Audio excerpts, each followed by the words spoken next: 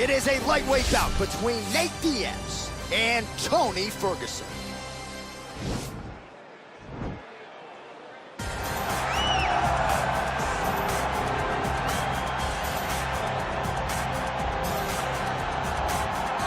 All right, so here he is, DC, the one, the only Tony Ferguson, the former UFC interim lightweight champion, and the man who was the first to accrue a double-digit winning streak in the division, 155 pounds, that most people believe is the best and deepest in the UFC. It has long been the deepest division in the UFC, and Tony Ferguson has maneuvered his way through that and had eventually captured the interim lightweight championship. One of the most diverse strikers that you've ever seen. I mean, the elbow he hit against Josh Thompson to split him open was unbelievable. And couple that with the college wrestling background, and every time you step into the octagon with Ferguson, you know you're going to have your hands full.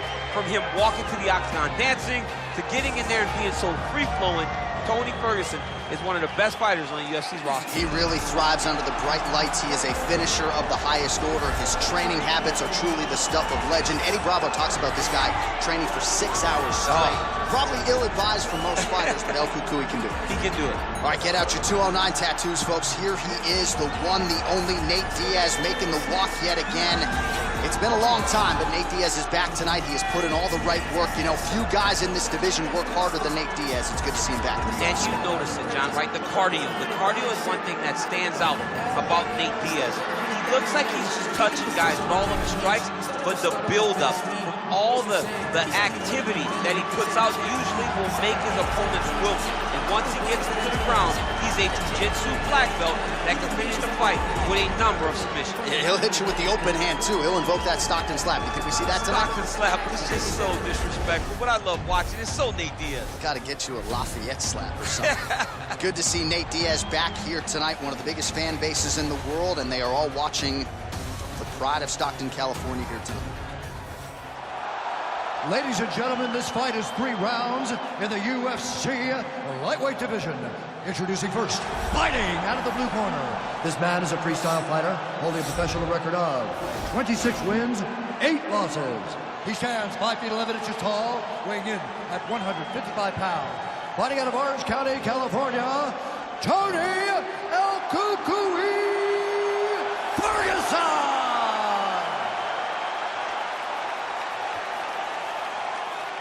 And now introducing his opponent, fighting out of the red corner. This man is a jiu-jitsu fighter, holding a professional record of 22 wins, 13 losses. He stands 6 feet tall, weighing in at 155 pounds. Fighting out of Stockton, California, presenting an Ultimate Fighter season winner, Nate Diaz!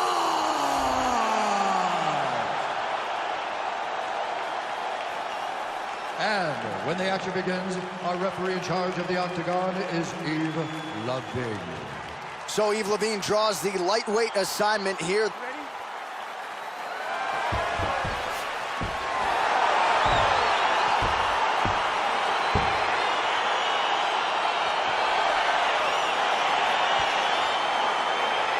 Here we go, round 1, 2 of the best lightweights in the world, Nate Diaz, Tony Ferguson. And you know if Nate Diaz is going to sign on the dotted line, it's got to be a big name. Tony Ferguson certainly qualifies. Yes, he fits the bill. Tony Ferguson is one of the best fighters in the lightweight division.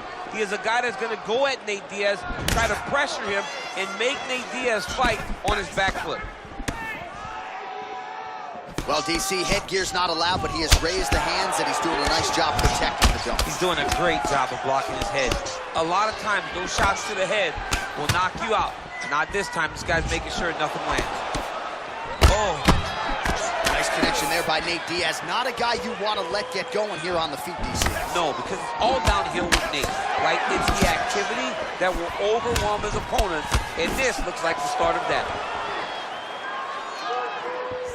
Oh, he's hurt bad. He's hurt bad, John. He's got to press him.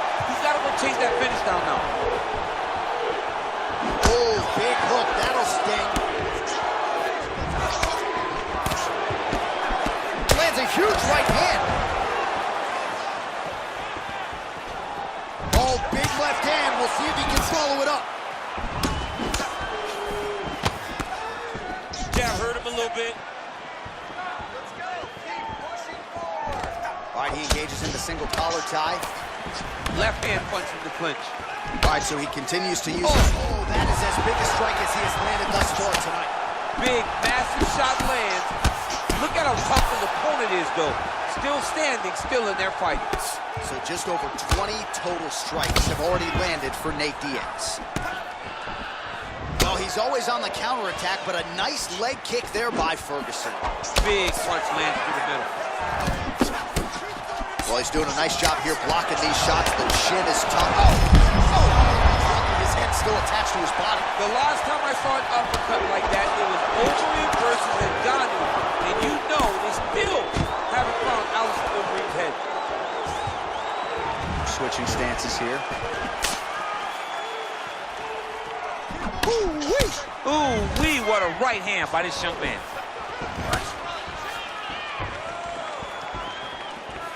All right, we have now reached the final minute of round one.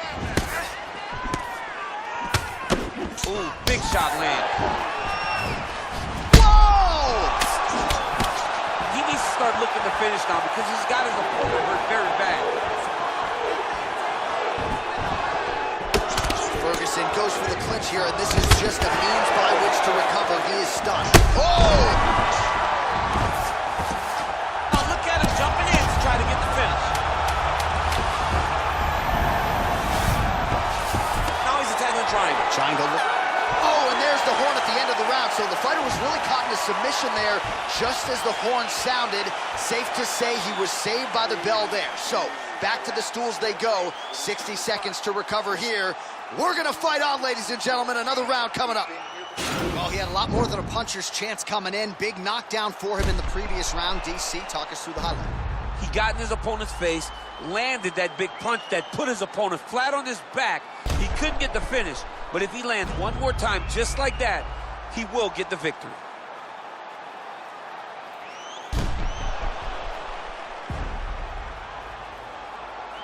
Round two now. Nate Diaz and Tony Ferguson. I mean, he's cutting them down to size with these beautiful leg kicks. Nice punch there. Nice kicks there by Diaz.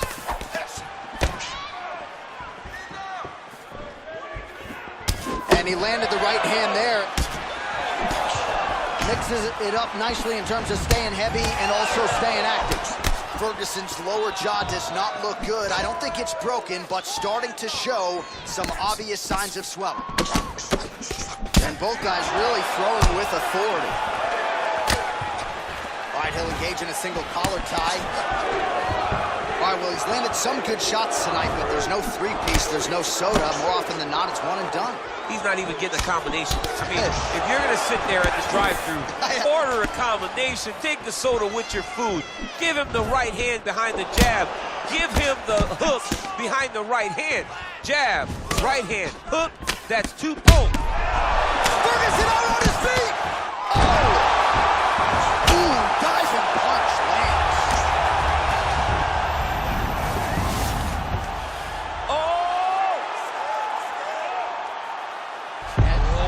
Might have got him with a choke.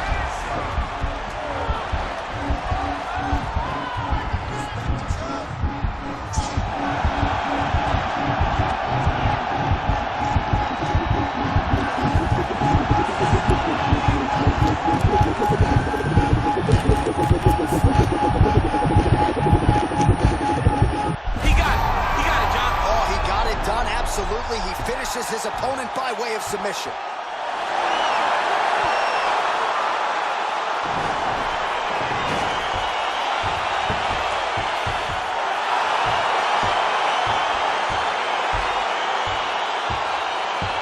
So a wild round and a wild sequence there on the ground. DC, talk us through the highlight. He's such a phenomenal grappler. I don't understand how people don't know that this guy wants to submit you. He is the best grappler, best submission specialist we've seen in a long time.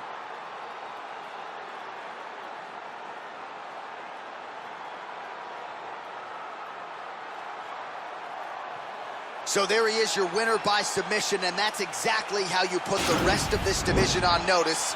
Looks like this guy could be a factor moving forward in this division. Ladies and gentlemen, referee Yves Levine has called a stop to this contest at 2 minutes, 42 seconds of round number 2. Declaring the winner by submission due to a go-go plata, Tony Ferguson! Well, what an incredible result here tonight as you see the winner there celebrating his victory by way of submission, and they put so much stock into finishing this fight. They felt like to really spin his career forward, they needed to not just win, but get the finish, and they certainly got it tonight. They got the finish. He's such a terrific grappler. Every time he is on his back, he looks for submissions over